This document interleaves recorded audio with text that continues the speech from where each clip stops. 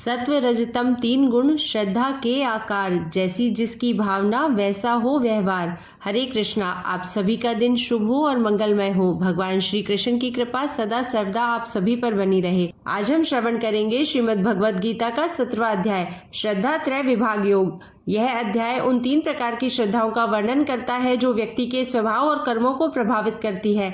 इस अध्याय में भगवान श्री कृष्ण ने समझाया कि मनुष्य की श्रद्धा उसके स्वभाव के अनुसार होती है और वही उसके जीवन के कर्म, आहार, यज्ञ, तप और दान पर भी प्रभाव डालती है। 17वां अध्याय 16वें अध्याय का विस्तार है। 16वें अध्याय में स्वभाव और गुणों का वर्णन किया गया था, जबकि 17वें अध्याय में बताया गया है कि श्रद्धा इन गुणों को कैसे प्रभावित करती है और सही श्रद्धा के माध्यम से मोक्ष प्राप्ति का मार्ग कैसे प्रशस्त होता है। सर्वप्रथम भगवान श्री कृष्ण के चरणों में प्रणाम करते हुए भगवद गीता के 17वें अध्याय के महात्म्य का श्रवण करते हैं। श्री महादेव जी कहते हैं, पार्वती 16वें अध्याय का महात्म्य बतलाया गया। अब 17वें अध्याय की अनंत महिमा श्रवण करो। राजा खड़गबाहु के पुत्र का दुशासन नाम का एक नौकर था। वह बहुत खोटी बुद्धि का मनुष्य था। एक बार वह मांडलिक राजकुमारों के साथ बहुत धनबाजी लगाकर हाथी पर चढ़ा और कुछ ही कदम आगे जाने पर लोगों के मना करने पर भी वह मूढ़ हाथी के प्रति जोर जोर से कठोर शब्द करने लगा। उसकी आवाज सुनकर हाथी क्रोध से अंधा हो गया और दुशासन पैर फिसल जाने के कारण पृथ्वी पर गिर पड़ा। दुशासन को गिरकर कुछ कुछ उच्छ्वास लेते देख काल के समान निरंकुश हाथी ने क्रोध से भरकर उसे ऊपर फेंक दिया। ऊपर से गिरते ही उसके प्राण निकल गए। इस प्रकार कालवश मृत्यु को प्राप्त होने के बाद उसे हाथी की योनि मिली और सिंघल द्वीप के महाराज के यहाँ उसने अपना बहुत समय व्यतीत किया। सिंघल द्वीप के राजा की महाराज खड़गबाहु से बड़ी मैत्री थी, अतः उन्होंने जल के मार्ग से उस हाथी को मित्र की प्रसन्नता के लिए भेज दिया। एक दिन राजा ने श्लोक की समस्या पूर्ति से संतुष्ट होकर किसी कवि को पुरस्कार रूप में वह हाथी दे दिया और उन्होंने 100 स्वर्ण मुद्राएं लेकर मालव नरेश के हाथ बेच दिया। कुछ काल व्यतीत होने पर वह हाथी यत्न पूर्वक पालित होने पर भी असाध्य ज्वर से ग्रस्त होकर मरणासन्न हो गया। हाथीवानों ने जब उसे ऐसी शोचनीय अवस्था में देखा तो राजा के पास जाकर हाथी के हित के लिए शीघ्र ही सारा हाल कह सुनाया। महाराज, आपका हाथी अस्वस्थ जान पड़ता है। उसका खाना पीना और सोना सब छूट गया है। हमारी समझ में नहीं आता इसका क्या कारण है। हाथीवानों का बताया हुआ समाचार सुनकर राजा ने हाथी के रोग को पहचान वाले चिकित्सा कुशल मंत्रियों के साथ उस स्थान पर पदार्पण किया जहां हाथी ज्वरग्रस्त होकर पड़ा था। राजा को देखते ही उसने ज्वर जनित वेदना को भूलकर संसार को आश्चर्य में डालने वाली वाणी में कहा, संपूर्ण शास्त्रों के ज्ञाता, राजनीति के समुद्र, शत्रु समुदाय को परास्त करने वाले तथा भगवान विष्णु के चरणों में अनुराग रखने वाले महाराज, इन औषधियों से क्या लेना है। वैद्यों से भी कुछ लाभ नहीं होने वाला है। दान और जप से भी क्या सिद्ध होगा। आप कृपा करके गीता के 17वें अध्याय का पाठ करने वाले किसी ब्राह्मण को बुलवाइए। हाथी के कथन अनुसार राजा ने सब कुछ वैसा ही किया।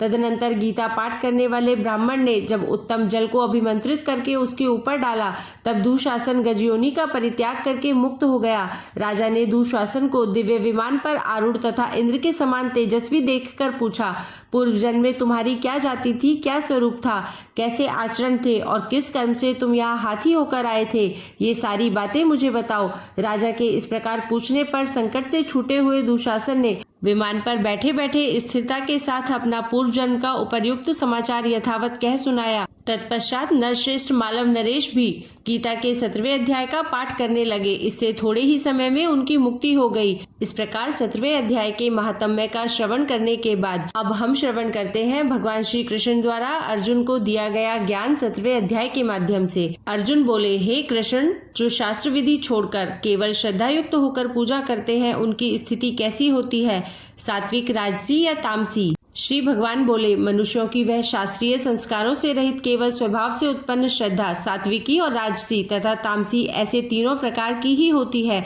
उसको तू मुझसे सुन। हे भारत, सभी मनुष्यों की श्रद्धा उनके अंतःकरण के अनुरूप होती है। यह पुरुष श्रद्धामय है, इसलिए जो पुरुष जैसी श्रद्धा वाला है वह स्वयं भी वही है। सात्विक पुरुष देवों को पूजते हैं, राजसी पुरुष यक्ष और राक्षसों को तथा अन्य जो तामसी मनुष्य है वे प्रेत और भूतगणों को पूजते हैं। जो मनुष्य मनुष्य शास्त्र विधि से रहित केवल मनः कल्पित घोर तप को तपते हैं तथा दंभ और अहंकार से युक्त तथा कामना, आसक्ति और बल के अभिमान से भी युक्त हैं, जो शरीर रूप से स्थित भूत समुदाय को और अंतःकरण में स्थित मुझ परमात्मा को भी कृश करने वाले हैं, उन अज्ञानियों को तू आसुर स्वभाव वाले जान। भोजन भी सबको अपनी अपनी प्रकृति के अनुसार 3 प्रकार का प्रिय होता है और वैसे ही यज्ञ, तप और दान भी 3 प्रकार के होते हैं। उनके इस पृथक पृथक भेद को तू मुझसे सुन। आयु, बुद्धि, बल, आरोग्य, सुख और प्रीति को बढ़ाने वाले, रसयुक्त, चिकने और स्थिर रहने वाले तथा स्वभाव से ही मन को प्रिय ऐसे आहार अर्थात भोजन करने के पदार्थ सात्विक पुरुष को प्रिय होते हैं। कड़वे, खट्टे, लवण युक्त, बहुत गर्म, तीखे, रूखे, दाहकारक और दुख, चिंता तथा रोगों को उत्पन्न करने वाले आहार अर्थात भोजन करने के पदार्थ राजस पुरुष को प्रिय होते हैं। जो भोजन अधपका, रस रहित, दुर्गंध युक्त, बासी और उच्छिष्ट है तथा जो अपवित्र भी है, वह भोजन तामस पुरुष को प्रिय होता है।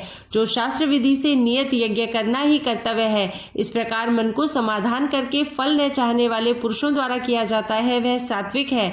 परंतु हे अर्जुन, केवल दंभ आचरण के लिए अथवा फल को भी दृष्टि में रखकर जो यज्ञ किया जाता है, उस यज्ञ को तू राजस जान। शास्त्र विधि से हीन, अन्नदान से रहित, बिना मंत्रों के, बिना दक्षिणा के और बिना श्रद्धा के किए जाने वाले यज्ञ को तामस यज्ञ कहते हैं। देवता, ब्राह्मण, गुरु और ज्ञानी जनों का पूजन, पवित्रता, सरलता, ब्रह्मचर्य और अहिंसा, शरीर संबंधी तप कहा जाता है। जो उद्वेग न करने वाला, प्रिय और हितकारक व यथार्थ भाषण है तथा जो वेद शास्त्रों के पठन का एवं परमेश्वर के नाम जप का अभ्यास है, वही वाणी संबंधी तप कहा जाता है। मन की प्रसन्नता, शांत भाव, भगवत चिंतन करने का स्वभाव, मन का निग्रह और अंतःकरण के भावों को भली भांति पवित्रता, इस प्रकार यह मन संबंधी तप कहा जाता है। फल को न चाहने वाले योगी पुरुषों द्वारा परम श्रद्धा से किए हुए उस पूर्वोक्त 3 प्रकार के तप को सात्विक कहते हैं। जो तप सत्कार, मान और पूजा के लिए तथा अन्य किसी स्वार्थ के लिए भी स्वभाव से या पाखंड से किया जाता है, वह अनिश्चित और क्षणिक फल वाला तप यहाँ राजस कहा गया है। जो तप मूर्ता पूर्वक हठ से मन, वाणी और शरीर की पीड़ा के सहित अथवा दूसरे का अनिष्ट करने के लिए किया जाता है, वह तप तामस कहा गया है। दान देना ही कर्तव्य है, ऐसे भाव से जो दान देश तथा काल और पात्र के प्राप्त होने पर उपकार न करने वाले के प्रति दिया जाता है, वह दान सात्विक कहा गया है। किंतु जो दान क्लेश पूर्वक तथा प्रत्युपकार के प्रयोजन से अथवा फल को दृष्टि में रखकर फिर दिया जाता है, वह दान राजस कहा गया है। जो दान बिना सत्कार के अथवा तिरस्कार पूर्वक अयोग्य देश काल में कुपात्र के प्रति दिया जाता है, वह दान तामस कहा गया है। ओम तत्सत, ऐसे यह 3 प्रकार का सच्चिदानंद घन ब्रह्म का नाम कहा है। उसी से सृष्टि के आदि काल में ब्राह्मण और वेद तथा यज्ञ आदि रचे गए। इसलिए वेद मंत्रों का उच्चारण करने वाले श्रेष्ठ पुरुषों की शास्त्र विधि से नियत यज्ञ, दान और तप रूप क्रियाएं सदा ओम इस परमात्मा के नाम को उच्चारण करके ही आरंभ होती है। तत् अर्थात तत् नाम से कहे जाने वाले परमात्मा का ही यह सब है। इस भाव से फल को न चाहकर नाना प्रकार की यज्ञ, तप रूप क्रियाएं तथा दान रूप क्रियाएं कल्याण की इच्छा वाले पुरुषों द्वारा की जाती है। सत, इस प्रकार यह परमात्मा का नाम सत्य भाव में और श्रेष्ठ भाव में प्रयोग किया जाता है तथा हे पार्थ, उत्तम कर्म में भी सत शब्द का प्रयोग किया जाता है तथा यज्ञ, तप और दान में जो स्थिति है वह भी सत इस प्रकार कही जाती है और उस परमात्मा के लिए किया हुआ कर्म निश्चय पूर्वक सत ऐसे कहा जाता है। हे अर्जुन, बिना श्रद्धा के किया हुआ हवन, दिया हुआ दान, वह तपा हुआ तप और जो कुछ भी किया हुआ शुभ कर्म है, वह समस्त असत इस प्रकार कहा जाता है। इसलिए वह न तो इस लोक में लाभदायक है और न मरने के बाद ही। इस प्रकार भगवत गीता के श्री कृष्ण अर्जुन संवाद में श्रद्धा त्रय विभाग योग नामक 17वां अध्याय यहीं संपूर्ण हुआ। आपसे कल फिर मिलती हूँ नए अध्याय के साथ। तब तक के लिए जय श्री कृष्ण, जय श्री राधे।